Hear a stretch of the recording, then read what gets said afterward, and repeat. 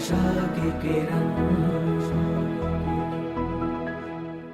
એવું નહીં માનશો કે માત્ર સારો બંગલો, સારી ગાડી, સારી ફેક્ટરી થઈ ગઈ એટલે જીવનમાં પાર ઉતરી ગયા.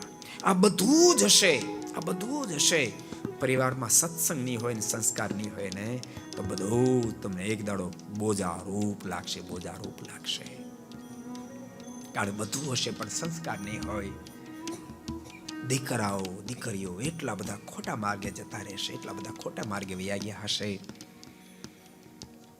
તમારા હાથ એને પકડવા માટે ટૂંકા પડશે, તમે એને આંબી નહીં શકો, તમે સહન નહીં કરી શકો, કઈ કહી પણ નહીં શકો.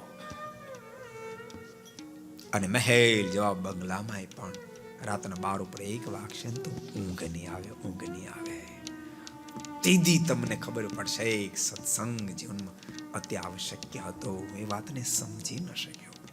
तो आपको पसंद आया हो तो लाइक करें और शेयर करना मत भूलिए.